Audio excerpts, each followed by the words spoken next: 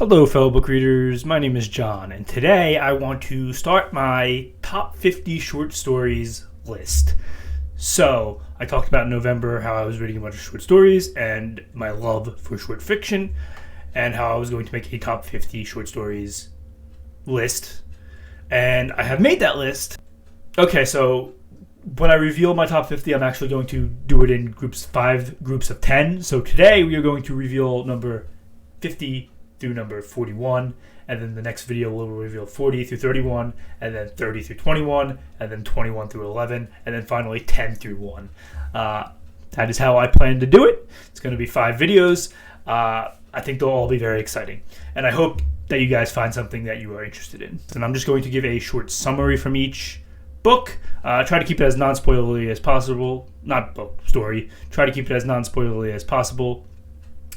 And give you the year and the author, the year it came out and the author who published it, and perhaps where you can find it today. But yeah, that's all we're going to do. And this list will only comprise of, flash fiction, short stories, or novelettes. There won't be any novellas on this list. If I did include novellas, this list would be dominated by George R. R. Martin, because he's put out so many novellas that I just love. So we're not going to include novellas. Plus, I think that sort of breaks the faith of the list. Like, this list is about shorter fiction, and novellas are short fiction, but they're closer to long fiction than, say, short fiction, in my opinion. And of course, this list will have some classics on there, especially as we get closer to the top, but I do have a lot of newer short stories on there, or perhaps short stories other people don't know, and this list will skew heavy on the fantasy side, because, as you all know, I am a bigger fantasy reader than I am of other genres. But it's definitely not all fantasy. And we're going to start the list now. At number 50 is The Wizards of Perfil by Kelly Link, which I read in Firebird Rising, which is an anthology of science fiction and fantasy stories. It came out in 2006. I think that was the first place it was published as well. So this story is about a little girl who is basically sold into slavery. She's bought by these wizards, who they call themselves the Wizards of Perfil, and they live in these tall towers, and they buy children to do chores for them, essentially. But there's a lot of twists and turns, some really good action, and a very tense ending. And the theming is, are the wizards real or not? That's really the question the story is asking. Are these wizards in the tower actually wizards, or do they even exist? And the story has a very great twist ending that I really loved, and just really charming writing. I think Kelly Link is a wordsmith, and she says she was inspired by Holly Black, and you could tell because the world building in here is very admirable, very Holly Black-esque. So yeah, I really enjoyed this story. There's a lot of magic in it, but not quite the magic that you're thinking of. It's not like wizard magic, more like just magic in the air. I really, really, really enjoyed this story a lot. Okay, at number 49 is Autopsy Room 4 by Stephen King. Most people know Stephen King for his horror novels, but he is also a short story master. And Autopsy Room 4 is one of a few that are on this list for me. Yeah, this one's great. It's about a man who wakes up on the autopsy room table, and he's trying to signal to people that he's still alive, but he's paralyzed and can't. And he has to experience his autopsy from the inside out, basically. He's still alive. He can feel everything they're about to do. It's really tense. It's not quite as squeamish as I thought it was. Trust me, I'm a squeamish person. I don't love stuff like that. So if this story was like that, it wouldn't be on my list. So trust me when I tell you it's not very squeamish or gore-filled at all. There's really not any of that in this story. But what it is it's tense. Is he going to be able to signal that he's still alive or not? And there's a lot of witty humor, and the end is kind of funny. It's a very humorous end to the story. I really, really enjoyed this one. Stephen King shows why he's a master of the short story here. It's also quite short. For one of his short stories, it's shorter than a lot of the others that I've read by him. And this was first published in a 1997 collection known as The Six Stories, but it's more popularly found in Everything's Eventual, which came out a little bit later. But yeah, great story. Can't recommend it enough. Lands number 49 for me. Okay, next up is Innocence Lost by H.C. Newell. This is a story that was published in the Winter's Advent, which I think came out in 2023 or 4. It is just a really great short story about a father whose daughter was kidnapped by a demon after being betrayed by one of his friends, and sort of the grief that he's going through and sort of the vengeance and revenge journey that he's going on to try to A, save his daughter, but B, also destroy who took her. Destroy the demon who took her. There's really wonderful magic here. Just really great atmospheric setting, because every story in this book takes place in like a winter sort of vibe. And here the winter plays, the cold and sort of the isolation and the winter play a huge role in the story. And I love a story with a great setting, and that's the case here. And yeah, the protagonist is just very, very easy to root for. And it has a very great ending with some real emotion to it. And the theming of sacrifice especially is top notch, and grief. Just really love this story. Easy number 48 for me. Can't recommend it enough. Really, you should pick up that collection and read every story in it, because it has some great ones in there, but that one is a standout for me. Okay, and our number 47 is The Snare by Janny Wurts, which was published in her 1994 collection, That Way Lies Camelot. This story is about vengeance and revenge, but also sort of mentorship and sacrifice.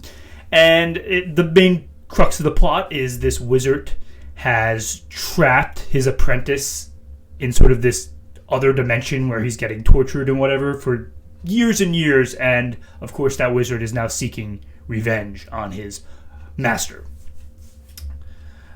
seeking to escape via magic and elemental and sort of mind games.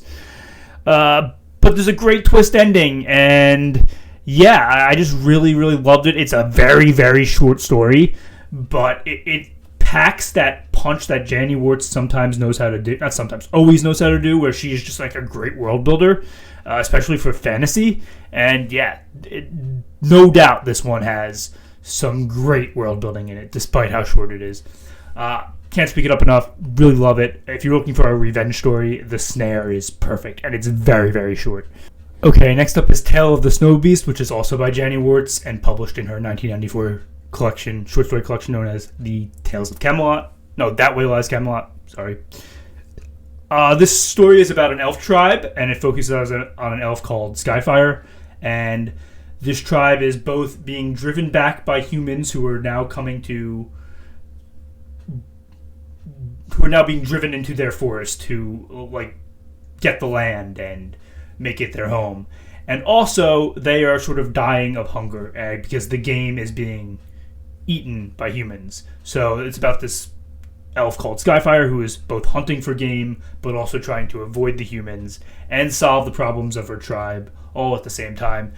Now, I talked about how in The Snare, Janny Wurts' world building was amazing. It's up to the next level in this. I think the problem with Janny Wurts' short stories sometimes is there's too much world building. She's like an awesome world builder, but it works better in long fiction than it is in short fiction. Somehow she manages to put so much world building in this, and it works. I love the elf tribe. I love the implications of the elf tribe. I love the magic that she brings in this story. I love the animals that she brings in this story. I love the action in this story. The action in this story is so good. Such great action. And the climax here, how she manages to both solve the game problem and the mortal problem at the same time, is perfect. Really well done. Yeah, this story is great. The Snowbeast by Janny Wurts. Can't recommend it enough. Read it if you haven't.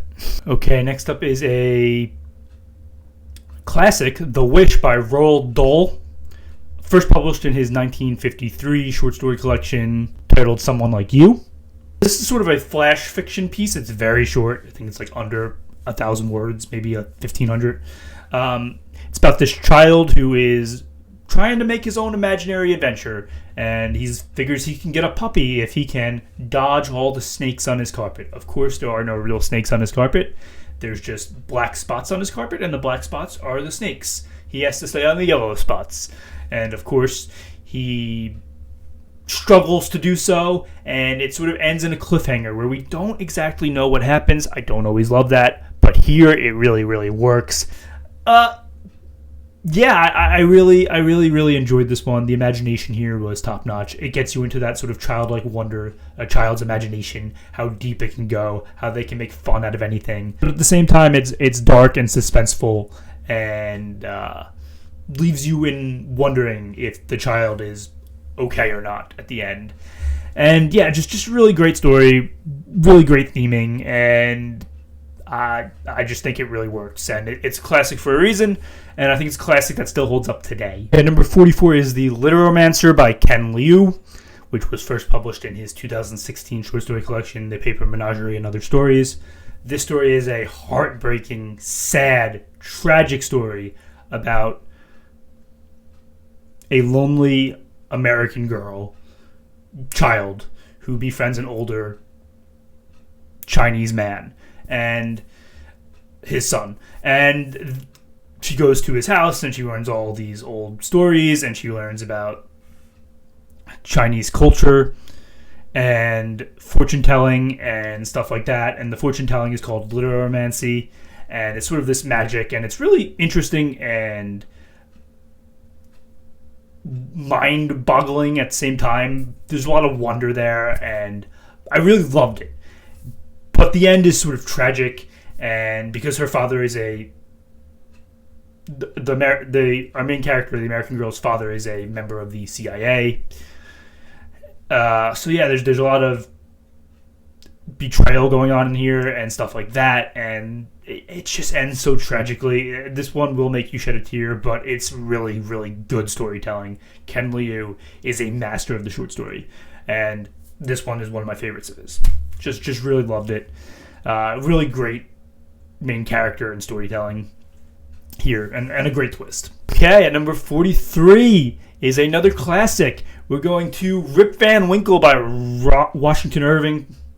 This was one of my favorite short stories when I was a child. I still think it holds up today. I read it last year. I think Washington Irving's prose has aged kind of poorly in most of his stories. Like the Sleepy Hollow has actually aged really poorly outside the climax, but Rip Van Winkle has aged really well. I think it's because it's a little bit shorter. It's paced really well.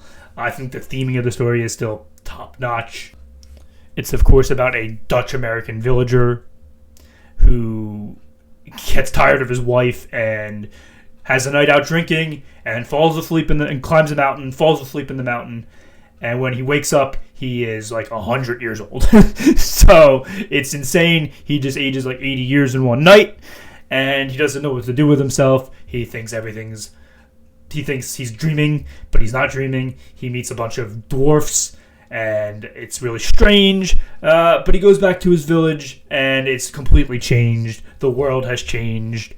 Everything's changed. The politics are different. It's just a really clever story with some great theming, but also just like some great character interaction. But of course, this is also a story about the birth of America. That's sort of like the background of the story. And I think it does a really good job teaching you history as well. But Rip Van Winkle himself is very charming, but also very grumpy and old and just funny. So yeah, I really enjoyed this story. Like I said, I think the prose here still kind of holds up. It's not hard to read at all. It doesn't drag. So yeah, I really enjoyed this one. It's classic. I don't think it gets talked about nearly as much as it should in terms of like classic short stories, but that's just my opinion. Okay, next up is A Sound of Thunder by Ray Bradbury. This is another classic. It was first published in 1952. This is a story about time travel and how if you go back in time and say you step on a butterfly, what will happen? And the theming is everything will change. Of course, this is a story about the butterfly effect and how if you change one minuscule thing in the past, the entire future will change. So perhaps you shouldn't be going back in the past to change everything. Otherwise, maybe you won't even be alive. The consequences of this story are really interesting in the theming and the critical thinking, which is why I really love it. I also I liked going back in time to the dinosaur ages. I think that was fun. I thought it was really fun setting. I had a good time with the story. It's very short, but it works really well. And yeah, I just really like the theming here. So that's my opinions on this one. I think Ray Bradbury is a great short fiction writer, and I do think his prose still holds up today. So you're not going to feel like the story has aged really at all. Okay, and number 41 is The Huntress by Tamora Pierce. This appeared in 2006's Firebird Rising anthology. So yeah, I really like this one. This one is about a girl who joins a track team in high school, and she befriends somebody called Felix. And Felix turns out to be evil. And they set up this friend hangout session where they're just going to, go around town and hang out as friends do. And it turns into a hunt where the entire track team is trying to hunt our main character and kill her. And it's a story about survival and how can you survive when a bunch of people are trying to hunt you. And of course, these people are more than they appear to be. There's magic involved. There's gods and goddesses involved. There's animals involved. There's all sorts of crazy shenanigans. It's an action-packed ending with some very tense moments and some really good character work. And just a very easy to root for protagonist. I really enjoyed this one. Especially the end. I think the end was really rock solid, and it was not something I was expecting. So if you like a good surprise ending, this is the one for you. I also think the concept of it was just very good. It kind of reminded me of The Most Dangerous Game in a way, but with like more modern day setting to it. So yeah, I really enjoyed it. Just can't recommend it enough. And as always, that is my list of 50 through 41. That is my first 10 we're going to reveal in this list. Tune in later in the week to find out the next 10. I had a real fun time doing this. I think people need to read more short fiction, so I hope that perhaps you found something here you haven't heard of and you want to check out. Let me know down below if you've read any of these, or let me know what your favorite short stories are. I love short fiction. I love discovering new short fiction. Obviously, I have not read every short story that's ever existed, so I hope to find more. And as always, thanks for watching.